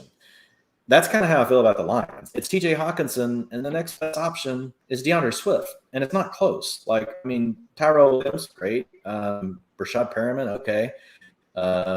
St. Brown in the slot, okay. Jamal Williams, okay. I feel like Swift and Hawkinson is that's where your juice is at. And so he's my favorite of those. I do not mind taking a few swings on Chris Carson. I'm not getting over crazy with it. He's not as injury prone as people think, but he also despite catching some of those balls last year, it was kind of against the odds. He really wasn't getting that many routes. He's not out there on long down distance. He's not out there in the 2-minute offense. I just think it's a really good offense. So I want a little bit of exposure to Carson because I think the touchdown ceiling is really what's high for him, not necessarily the receptions. I'm owning a little bit of Darrell Henderson. I'm out on David Montgomery. It's like I've thought about getting back in on him just because I'm like, well, maybe Cohen just isn't going to play, but then I'm like, but Damian Williams is there. And here's the thing, guys. David Montgomery sucks. And I'll just kind of stop there. Like, he sucks. He's not. I know he broke a couple of long plays last year, but if you balance it out and you look at when his breakaway runs came, so like again, Tej Seth from PFF, like he's written all the great articles on this stuff, but he's the one that was cool enough to help me out with some of the analytics today, looking at breakaway runs over expectation, using the down and distance, using the time that it's happening in the game, all these sorts of things that really influence it. And David Montgomery just is still terrible. He graded out really bad. He graded out as one of the worst as far as being able to actually create, big plays. He's a pure volume guy. So if you have any doubts about David Montgomery's volume, you just have to pass him, in my opinion. You could make a case for Miles Sanders that he at least could still be explosive, and now he gets a good offensive line back, even though I don't think Miles Sanders is going to get a lot of passing work. Right? But I feel like he could probably break off long runs. We saw him do it last year. So yeah, those are the dead zone guys. The other guy that is in the dead zone I wouldn't mind owning a little bit, but he just goes in the third round and it's just too much for me, is J.K. Dobbins. And then the last one is Travis Etienne. I mean, so I'll take any one of those. I do own some Josh Jacobs as well, but I'm not like hyper targeting him. I think Josh Jacobs, there's too much hate on him, to be honest. Like, I think he's actually a decent player. His breakaways aren't his breakaway ability is not great, but it's decent. It's on average with most other players in the NFL, but people act like he's just completely washed. Yeah. No, I think that's a great takeaway with Swift. He's a player you want some exposure to, and he could potentially hit really big. I like hearing that you're on ETN a little bit. Where would be a place you would be comfortable taking ETN? Kind of like 5th round ETN, or maybe even a little higher? Usually it's 5th or 6th round. On pretty much any of these dead zone guys outside of Swift, I'm not ever reaching for them. I'm taking them at or below ADP, or every once in a while I may just target ETN in the 5th if I'm like, okay, I want some sort of upside here in a PPR format, which I think he gives me. My problem with ETN, you guys tell me. My problem with ETN is that like guys I love, like Jay Moyer and Matt Waldman, think he sucks. But when I look at his big play ability, even though he may suck, he made a lot of big plays. And it may not be because he's got all these great running back traits, but somehow he made big plays. You know what I mean? So it's like I get really torn on it because like I those are two of the best guys I know in the industry, like on grading running backs. And like a lot of what Jay tells me, like 2 years ahead, like later it happened. I'm like, whoa. I'm like, that was like, he totally called that kind of thing. And like, as soon as this pick, he's been telling me since this pick was made, he's like, wasted draft pick, sucks. So that's in my head. And that jacks with me, Theo. That keeps me from probably taking him in the 5th round and like only being willing to take him in the 6th, just so if Jay ever sees my team, he won't like call and bitch me out. Yeah. I don't get football shamed. I definitely don't think he sucks, and I think that he's got upside as a receiver. He was very productive in college, and they used draft capital on him. But for me, it's kind of just been and pretty much it's an argument against the dead zone. Is I usually end up taking a wide receiver in the same range where I'm considering ETN. I end up going wide receiver, so maybe I need to switch it up a little bit. But it's very hard for me not to take like a, if I'm like staring at Tyler Lockett or ETN, I'm going Lockett every single time. Those sort of decisions kind of seem to happen this year. But yeah, I'm with you on Swift. He's starting to go. I see him going kind of in the early 3rd, where you kind of have to measure him against like an AJ Brown, that kind of pick, where I'm still probably going with a wide receiver there. But yeah, I like when I get Swift. when you get Swift in the middle of the third, I think it's a really nice way to go. And like you said, I mean, he could be their leading target guy. I think that's definitely in his range of outcomes. I remember the days when I could draft Lamb and Swift together. Yeah. Right. Was that No like more. 3 years ago? It feels like 3 years ago. Yeah, that's definitely not happening anymore. You can still do it, but now you got to turn it to 2-3. That's it. That's it. You got to go, Right. Lamb You're at the end of the reaching Lamb on in the one. second. That's it. That's it for sure. Are there any mid-round running backs you see potentially returning value? I know you touched on Jamal Williams. Maybe you could touch on Damien Harris, AJ Dillon, and anybody else you're kind of thinking about in that range. Yeah, well, I mean, I love Trey Sermon and Michael Carter, both. I think they're explosive players, going to be playing in a wide zone scheme. The Jets offensive line is going to be better. I think it starts off as a committee early in the year. I don't know that Carter ever fully takes over. He is a little bit smaller, but we've seen guys like that do it before. But I like he and Sermon so much that's part of the reason that I haven't messed around with a lot of guys in the middle. It's just like what you're saying, Theo. I'll just take receivers and I'll come back and I'll take some of these other backs. But yeah, as far as, Jamal Williams is a guy that I own a decent amount of, but I will say, is not any kind of threat to make big plays. He actually scores the worst possible grade. He gets an F. There's not very many Fs on this board either. So I moved him down a little bit today just because of that, even though I do think he's going to get volume because Anthony Lynn was born in the Stone Ages. So he's going to get carries. James Conner is a guy that's actually still got more pop to his game than what I thought. So I moved him above Jamal Williams today, which most people were already doing that. So it's like I'm probably just more in line with consensus now than I was before. Another guy that kind of surprised me today. Well, let me go back to you mentioned Damien Harris. I do like Damien Harris a lot better if we get Mac Jones at quarterback. I don't like Damien Harris if I got to deal with Cam Newton, a potentially bad offense, and a three-way running back committee. It's just I don't know, man. He makes sense because if you go receiver heavy, you kind of get to that spot where it's it's like just a mental shortcut. You're like, who are the young guys that could lead their backfield? Damien Harris, Zach Moss. There's only so many names, so that's why those names show up in the spots. So I have no problem taking him if you create that kind of build. I think it's just going to be better if it's Mac Jones as quarterback, and then I think that helps James White obviously as well. The Cam Newton thing is just kind of a pain in the butt. It's going to suck. Mac Jones is going to be the starting quarterback, and Cam Newton's going to run their offense inside the 5, and we're all going to go ballistic. Yeah, it's going to happen because Bill Belichick, he does not care. He just wants whatever he thinks will win the football game. That's all he cares about. That's what he's going to do, and it could change week to week. So it's probably going to be mind numbing. But Harris did flash some things last year, but still, he only had 3 top 24 weeks and 0 weeks inside the top 6, and he had a stretch where he was getting some decent work. So I'd like to see a little bit better than that. Raheem Mostert had 4 top 24 weeks and 1 top 6, and they played the same amount of games. So I like Mostert a little bit better than Damien Harris. The other guy, I was going to mention earlier, the guy that surprised me was Devin Singletary. How explosive he's been despite not really testing well. And it's 2 years in a row that he's actually been pretty good at that. I hadn't drafted Devin Singletary all offseason. I'll probably grab a few shares now. Not saying to reach for the guy.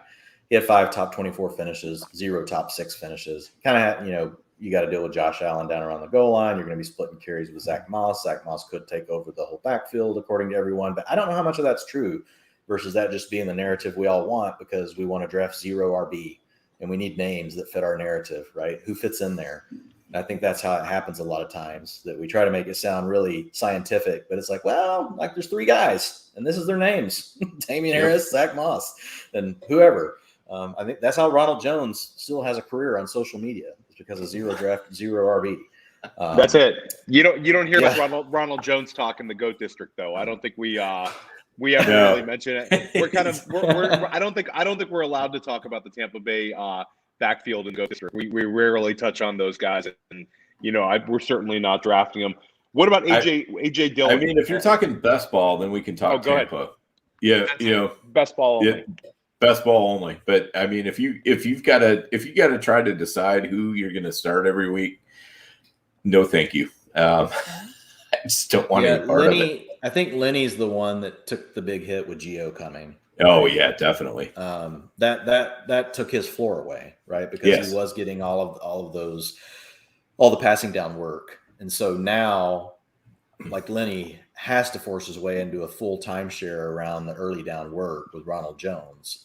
The problem I think we're going to see is it could just be complete hot hand. So you're right. I think it just has to be you use it for best ball. And Ronald Jones was the better running back. Like when we just compare the way that he ran, but the coaches trusted Fournette, in several different ways more than Ronald Jones. Probably won't matter though now. It's just going to be Gio getting all the passing work. AJ Dillon, I like AJ Dillon. I think he's going to get 30% of the rushing attempts. I think he's going to handle long down and distance work. Probably pick up 30 to 40% of the work inside the 5. I don't think he's going to have the flex appeal that a lot of people think. To be honest, I think he's really more of a super high upside handcuff. If you had an issue where Aaron Jones went down, I do believe AJ Dillon in that scheme could be. I know we hear this term a lot, but I really do think he could be a league winner. But I feel the same way about Tony Pollard, and I feel the same way about Alexander Madison. And Madison's the one everybody just – isn't it funny how it works? Madison had his couple of shots last year. Everybody used him in DFS whenever, Dalvin Cook was hurt. He burned them. Now everybody's like, F Alexander Madison. And I'm like, thank you.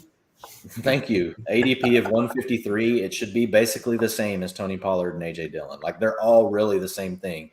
I think you're kind of kidding yourself if you think you're really going to be able to flex any of these guys. It would totally only be a random best ball weird week where one of them broke a long run or something.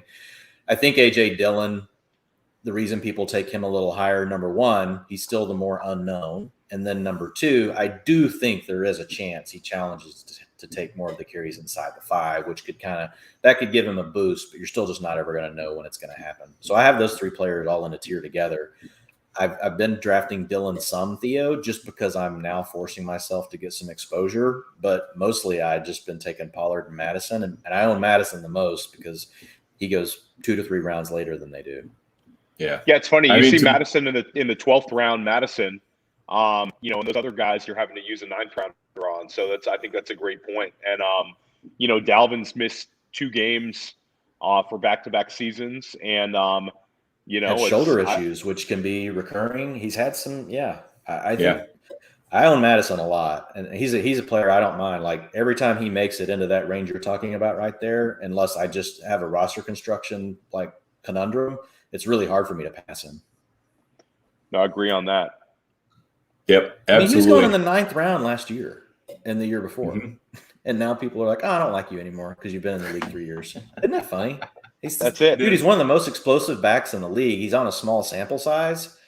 But, dude, he breaks long runs. He's explosive.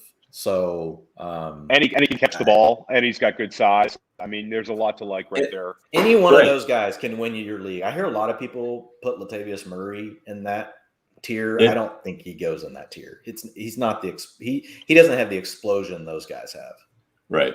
And Madison, I mean, to be honest, he kind of got game scripted out, with some of his opportunities, because they weren't using him as much in the passing game. And, and that's what you got to understand with Madison is, at least in previous years, they had Boone and now they don't.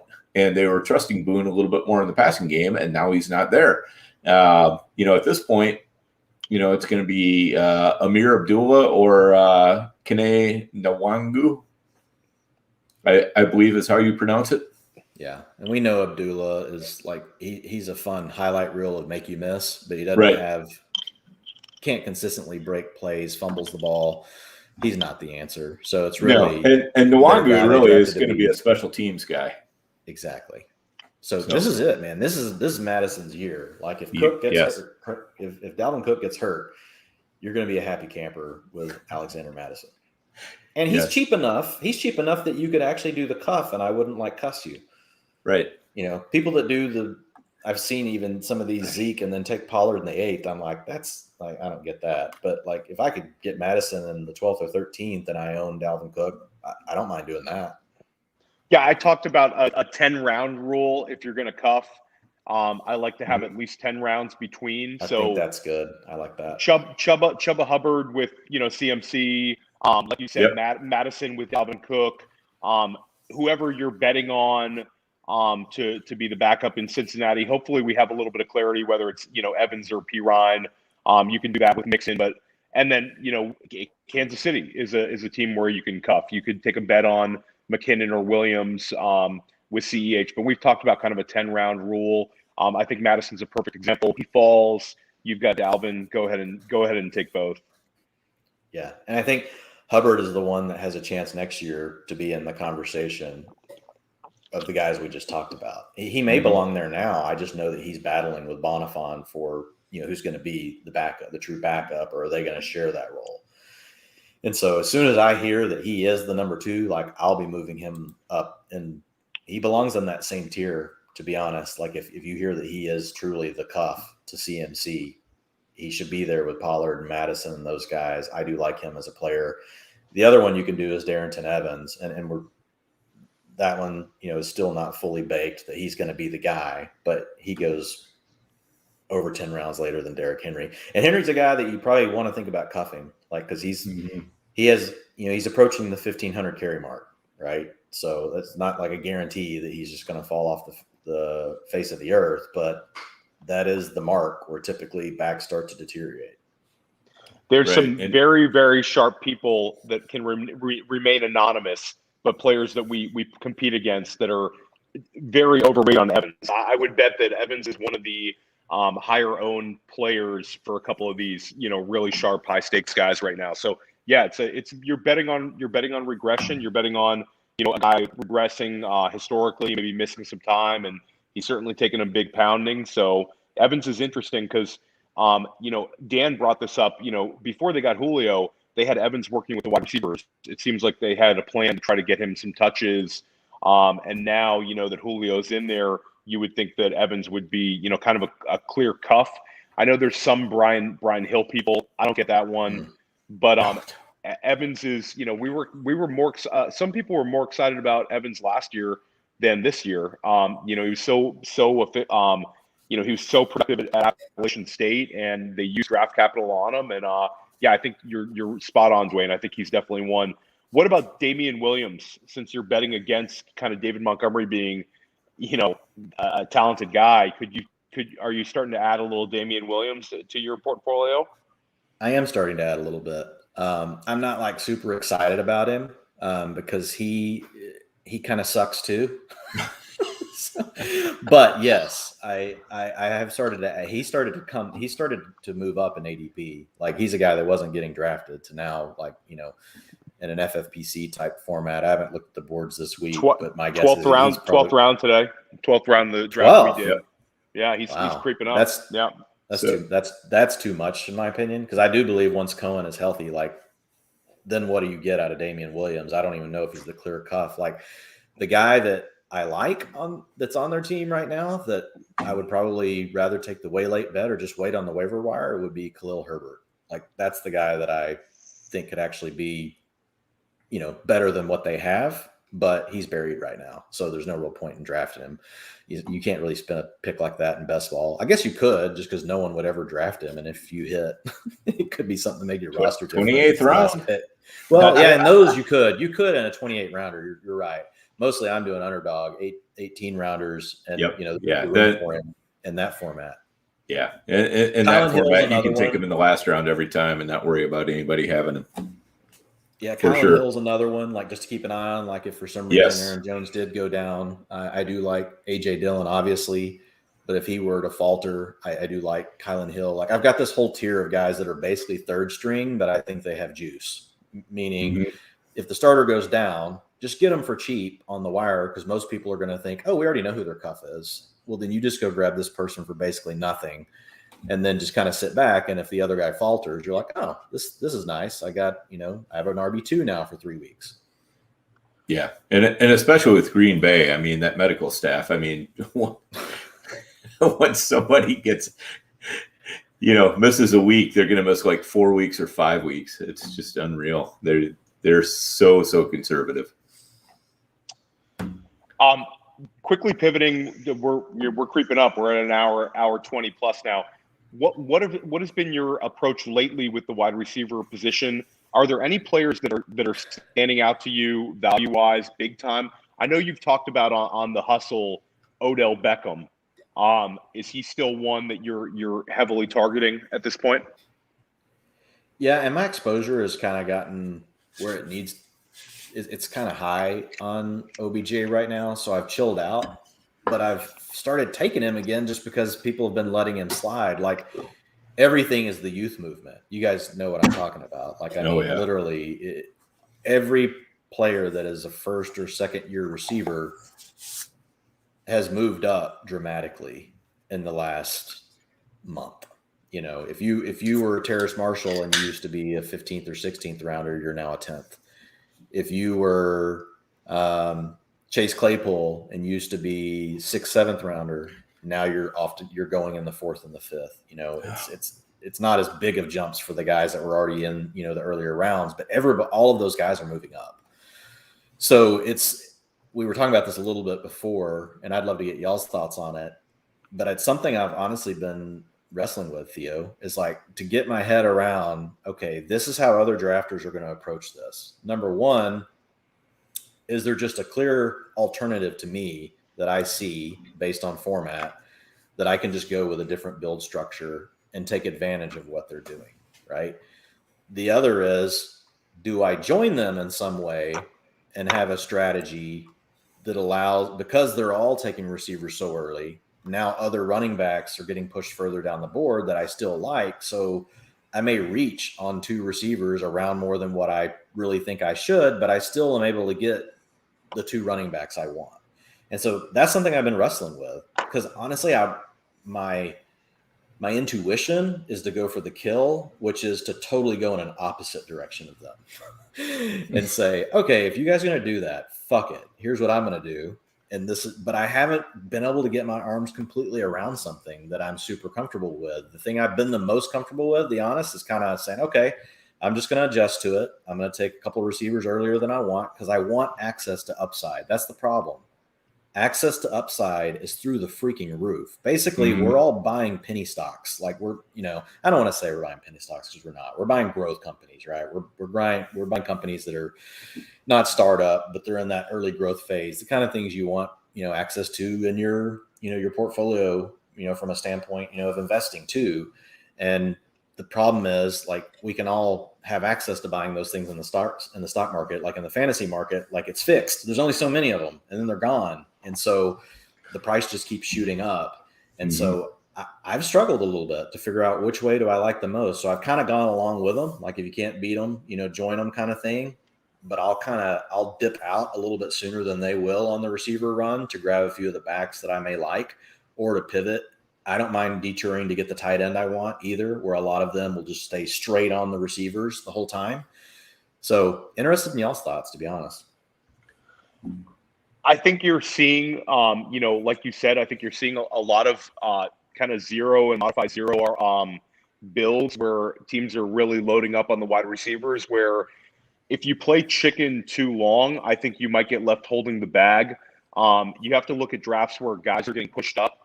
If guys are getting pushed up, you still might want to take one because you don't want to get left with, a wide receiver 3 as your wide receiver 1. So it's a difficult balance. But I do think one thing you touched on with the youth movement, I think it's the strongest at wide receiver. I mean, guys like T. Higgins are getting really, really pushed up right now, where you can get Odell in the 6th round. And you can get Juju who's 24 years old. I mean, he's young. You can get Juju in the 7th round, coming off of, the guy's going to catch 9 passes again, and you can get him in the 7th round. So I think that you can get Tyler Lockett a little later than some of these wide receivers with juice. So I do think that let me ask you on that one, Theo, because I'll be honest, I love Tyler Lockett this year. I love the scheme he's in. I'm- And I know people are going to say, everybody's loved Tyler Lockett forever. This is actually my first year to be all in on Tyler Lockett, just for the record. There were, not that I didn't like him before, but there were things that I thought were holding him back. I don't know if I should tell you about the initiation ritual or not, Dwayne. But I have a hard time taking Jamar Chase over Tyler Lockett. And I have exposure to Jamar Chase over Tyler Lockett, to be clear. Mm-hmm. But I feel like what happened last year with Claypool, with Higgins, with Justin Jefferson, with CeeDee Lamb, a lot of what we're going through is really people remember that. And they're like, whoa, look what rookie wide receivers can do. And they did. But do you know what we paid for those rookie wide receivers last year? Nothing. 13th, 12th, 11th. I was on the CD bandwagon for the 7th or 8th, and people were telling me I was nuts. You know? And now I'm the guy going the opposite. And so I know we want exposure to these type of players because I've always wanted exposure to these type of players. So it's just weird. I like the idea, though, that you're saying, you can get Lockett, you can get Beckham. What about some of the other younger receivers that even though their price is pushed up, you can still get them 10th, 11th, 12th round, right? So some of them are rookies. Some of them are second-year players that, let's face it, didn't have a good rookie season. Are you guys into any of those at receiver? I think you've hit on some good arguments for Henry Ruggs on the hustle. I think that what Ruggs could be where he's priced, he could absolutely pay off. I was taking a lot of Jerry Jeudy in early drafts, but he's gotten pushed up into the 6th round almost every draft now in FFPC. So, I have an 8th round share of Jeudy. In one of our leagues that Dan and I do, which is one of the first best ball leagues FFPC does, I got Jeudy in like the double-digit round. So, but yeah, I think Ruggs is an interesting one. There's a few other guys here and there. I think that Terrace Marshall, the name, who's a riser, but I think he's a riser for a good reason. I think he might just step into the Curtis Samuel volume. I think that there's a range of outcomes where he's getting 90 to 100 hard targets. Elijah Moore, I was all over, but now he's got the injury. So yeah, you make a good argument. You can kind of take the discount upside young guys. And maybe get a little bit of that same juice, but for a very discounted price. What was Elijah Moore's injury? I've been buried for 2 days. It was a hammy, wasn't it? Yeah, they're getting an MRI on it. We don't have anything firm, but the fact that they're going to an MRI is concerning to me. Obviously, Rashad Bateman was climbing up a little bit. Then he's going to have to get surgery, so it's been a rough one. I'll throw. It's not a rookie, but Mike Williams this week with the hip. So we're starting to see some injuries kind of pile up with our, round 7 through 10 wide receivers. Yeah, but so here's a really good question for you guys. Like, we're still early enough that I typically, unless I think it's something really bad, I buy the discount on these types of injuries at this time of the year. So, for example, the Devonta Smith thing, I could never draft him. And like now I've got him like 4 or 5 drafts because he's fallen a round and a half to 2 rounds. Like that's what I'm looking for. I don't like him missing time. I know there's a bad track record of when, rookies especially miss time, but I buy these discounts. I'm going to buy Mike Williams. We'll see what happens with his, with what else we hear, but I would buy that discount. And I definitely am buying the Elijah Moore discount. Like if it's a hamstring and I just know that they'll be smart enough to rest it. I mean, we still have 4 weeks till the season starts, if not more. How many weeks do we have? Really? I believe it is 4 weeks exactly till Tampa Bay and Dallas. There you go. So, I mean, even if he misses week 1, like now if these guys fall back into the 11th and 12th, and Bateman will fall further than that, like I want to have some exposure. I don't know about Bateman, surgery, that's a little more scary. When I hear surgery, that makes me think, I don't know, slow down on that. But in deeper leagues, like I like buying these discounts on players I really like. Mm-hmm. Yeah, Billy and I took Devonta Smith in the 8th round today, and you were starting to see him creep into the 6th round a couple weeks ago in Football Guys draft. So yeah, no, I know you spoke glowingly about the potential range of outcomes for Devonta Smith when you were on the GOAT District previously.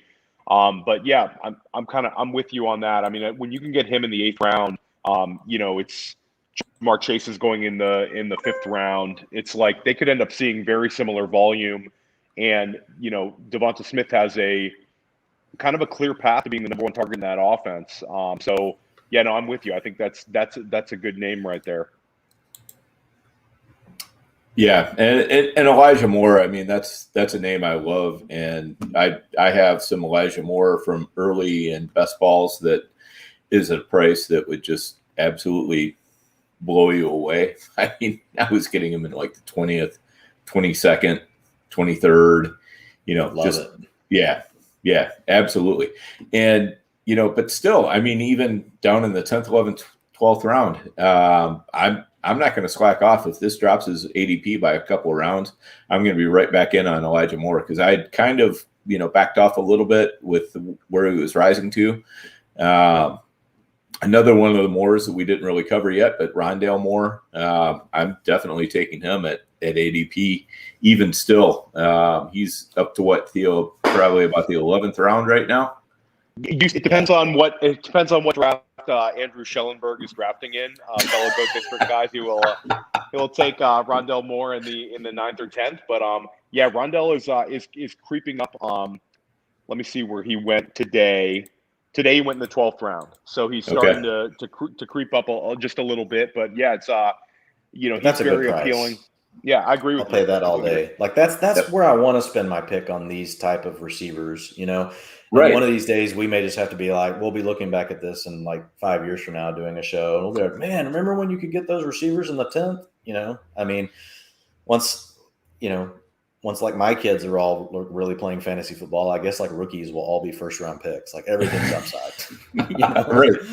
But the thing is, I mean, it doesn't matter when in the season you're drafting or, what kind of format it is. There's always going to be rookies that are not getting the press, the pub, they're not getting all the love on Twitter. And those are going to be the guys that you end up wanting to take, because, those are the guys that can win you leagues. If you're taking Jamar Chase in the 4th round, he's not going to win your league for you. He can be a contributor, but he's not going to be the reason why, I won my league because I took Jamar Chase in the 4th round. But if you can get Elijah Moore in the 12th round or 14th round or something like that, and he ends up scoring within 10% of Jamar Chase, which I think is, it's not likely, but it's within the range of outcomes. Now we're talking league winner right there. Exactly. Yeah, on my FPC team last year that was in the top 5 until the last week at the FFPC, I had and I got all of these off the wire. I had T. Higgins on my bench. I had Chase Claypool, and I had Justin Jefferson. And they had all been dropped. Right. Now this is the advantage, and we have to put in a quick plug for the FFPC here, because they're one of our sponsors, and awesome. What a fantastic site to draft on. I mean, any format you name, they've got it. They've got from $5 best balls to $5,000 dynasty leagues. So, and everything in between. And you can explore that site. I mean, they've got this super bracket competition that it seems like hardly anybody knows about, but it's like $750 to enter. It's, if you win the whole thing, it's only 96 teams in it, but there's $10,000 plus you win $2,000 for your league. So you can get $12,000 out of 750. And it's a fun little competition. They've got all kinds of stuff like that. So if you haven't checked out the FFPC and what they have to offer, make sure you are definitely doing that. And also, we have to put in a plug for Viridian Global. I know that's somebody that the Hustle uses as well. They put out some fantastic quality T-shirts, hats, hoodies, sweatshirts, you name it. Everything I've gotten from them has been absolutely great on quality. So fantastic place to do your fantasy football shopping, and you can help out the hustle. You can help out the GOAT District. You can help out a lot of different podcasts that you like. So make sure you're checking out there too. So we're over an hour and a half, but I did want to get a quick OTC. If you guys have a couple more minutes here. So I wanted to throw out just a few names right next to each other in ADP, and I wanted you and Dan to go ahead and give me your answer on who you would take on the clock. Okay. And then I'll chime in right after. These can be quick. Okay, right now this is going by the last 3 days of Football Guys drafts on Fantasy Mojo. Shout out to Fantasy Mojo. Tyreek Hill at the 10th or Stephon Diggs at the 11th? Start with Dwayne. Tyreek Hill. Dan? Yeah, I got to go Hill there, but it's really close. I'm also going to go Hill, but I love them both. I would take either one of them at the end of the first. All right, we'll go down a little bit further.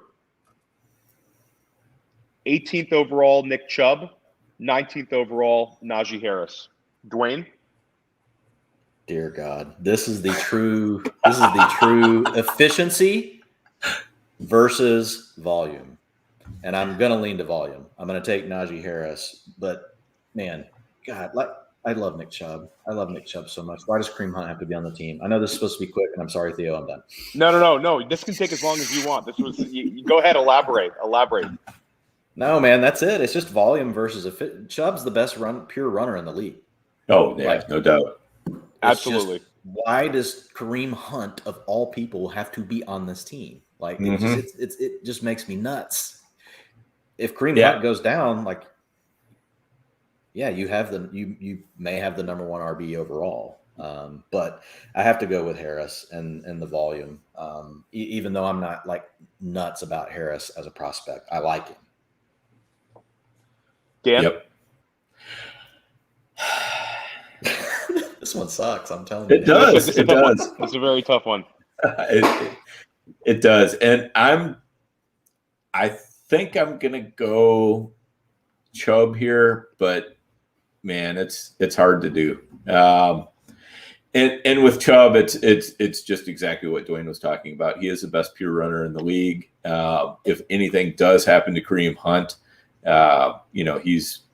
he's through the moon to the roof. He's everything you want in a running back. Whereas Harris, you're already, he's already at max potential. I mean,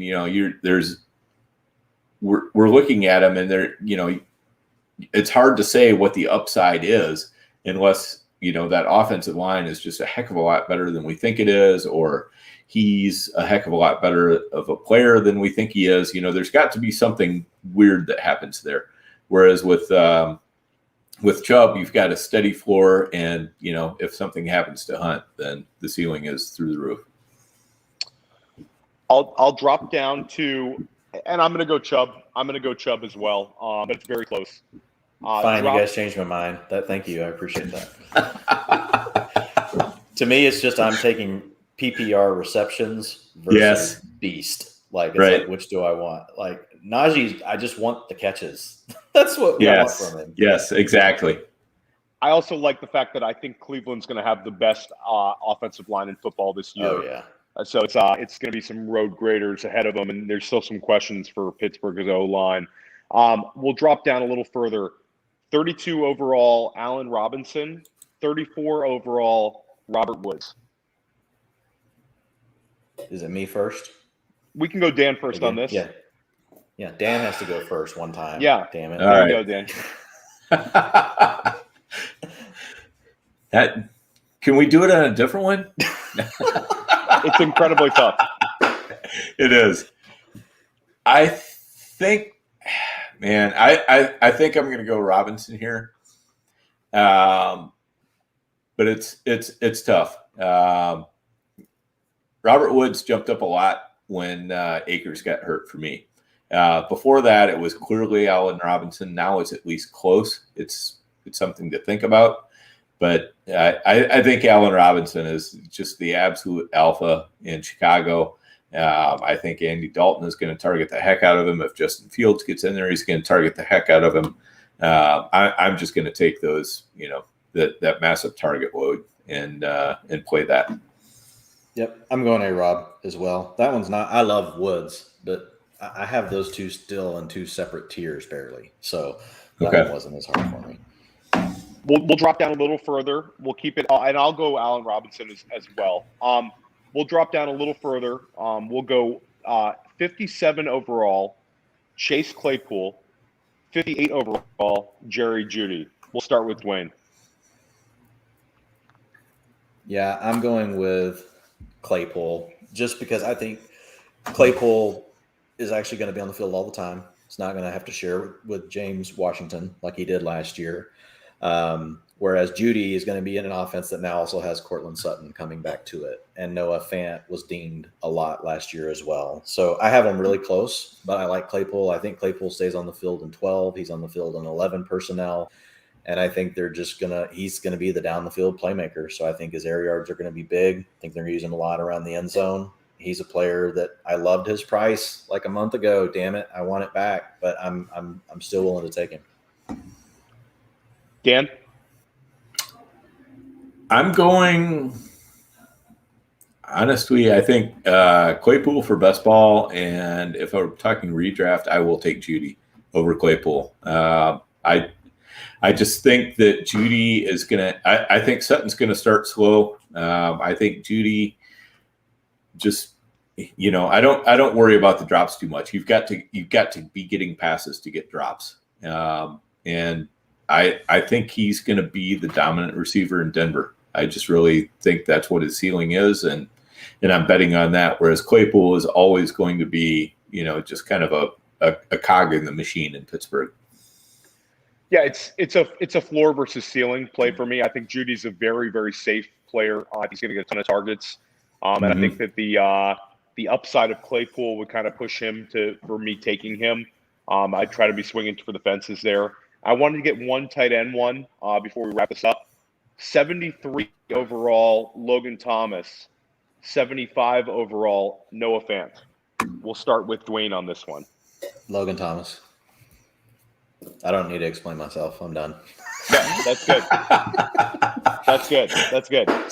I'm right there with Dwayne. Logan Thomas all the way. I have been struggling all offseason to understand the appeal of Fant, where he's going.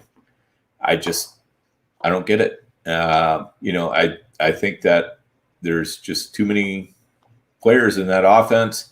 I think Fant's I love his talent. There's no question about it. But I just don't see that he can be better than probably third on the target totem pole there. And when you're talking about a tight end who's the third target, that caps the upside. And Logan Thomas could definitely be the number 2 target on the the Washington football team. So that's where I'm at. For me, they're very close. I will go Fant. I like the chances of Sutton starting out slow, and Fant being a little more of a thing in Denver this year. I'm just a little more optimistic on him than you guys. But this was awesome. I mean, we could do OTCs all night, but Dwayne's been with us for an hour and 45 minutes, and this was tremendous. I know you're a very full August, Dwayne, and we were happy to get you on again. This was great. Yeah, appreciate you guys having me. Again, I said this last time, and I do mean it. Like I love. These are my favorite shows. Hopping on the shows with people that are actually doing the drafts. You're putting your money where your mouth is. And you guys are both smart. You're watching other really smart players, and I don't think you can always put a price tag, on that. Like there's a lot of research and there's all these things you can do, but drafting against other really good drafters makes you a better drafter. And I know you guys are in a lot of them, so I have a lot of respect for you. And I think, when you guys have opinions on stuff, it's always something I like to try to reflect on and think it's good to hear different takes, and when you guys give them versus sometimes, in the Twitterverse, I'm like, that person doesn't know what they're talking about. But when I'm on with you guys, and I try not to be that way. I always want to be open-minded, and try to get better. But I feel like when I'm on with you guys, basically you're synthesizing all these drafts, right? All these data points, you're synthesizing them into talking points, which is, I think, very, very valuable. And more people should listen to shows like this. We appreciate that. Yep, absolutely. I guarantee you I'm the ultimate synthesizer. I absolutely, I live off of other people's knowledge. I'm like, that what's that little fish that, like hangs onto the shark and just, is like, they're full all the time. That's me. I just, I watch, it's people like Dwain that make me better because, I can take people like Dwain and, Nelson Sousa and Sean Siegel and, I can Abib and David Hubbard, I can name off 20 people easily, and just, kind of seeing what they're seeing, understanding what they're seeing and saying, yeah, that makes sense to me, or no, that doesn't make sense to me. That's how I live my fantasy life, basically. Love it. Yeah, and next week, we've had Dwain on now twice. We've had Abib, we've had Chris Vaccaro, we've had Nelson Sousa, we've had Billy Wazowski, we've had pretty much, and I'm missing a few. We've had some you guys of the best. You guys have been on a heater with the show. They've been great. We've been trying to have some of the best players as well as analysts. Dwain kind of fits two bills. Yes. But we want to have a lot of these really great players. And next week we have, next Friday night, we have arguably the best player to ever play fantasy football and Chad Schrader coming on. So that should be really interesting to be able to pick his brain on a Friday night and his process as well. So we're trying to get the best guests. And we can't thank Dwain enough. Two visits this summer. And we look forward to, having you back on again, potentially in the fall. Dan, I'll let you close it out. Yeah. So, first off, if you like what you're seeing, be sure you're smashing the like button. Be sure you're hitting subscribe. Be sure you're hitting that little bell that tells you when the podcasts are coming up. It's all worthwhile. I mean, the guests we've had on all summer long have been just, as Theo said, absolutely fantastic. I mean, I struggle to find any podcast, and I don't like tooting our own horn or anything like that. I mean, I try to be a fairly grounded person, but I mean, the guests that we've been able to get on have been just absolutely top notch. And I have enjoyed it every bit as much as I hope every one of you is enjoying it. So make sure you're checking it out on the weekly. That's been our commitment, is we're going to bring in those great guests for you. Dwain, why don't you tell us just real quick one more time where we can find you, what you got going on, and we'll go out with that. Yeah, the first part's pretty short. PFF.com. pretty easy. You guys can find me there working on my tier articles. I gotta finish the running back tiers tonight. I did a ton of new research today, so super excited about getting that out there.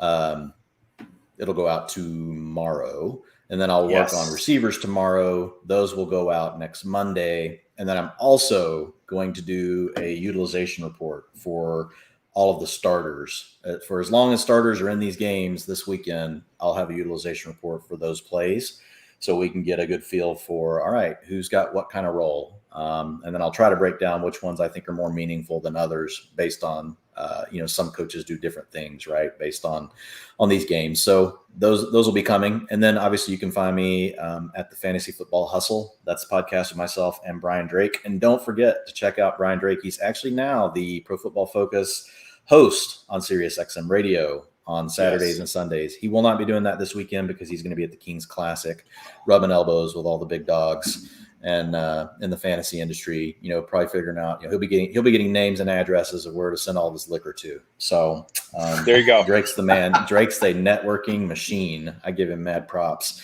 So he'll be having more fun than any of us this weekend, I promise. That's awesome. Yep. Absolutely. All right, guys. Thanks for hanging with us tonight. It's been a fantastic show as always. Thank you, Dwain, for hanging with us as long as you have as well. I've really enjoyed picking your brain, and we're going to head out with this.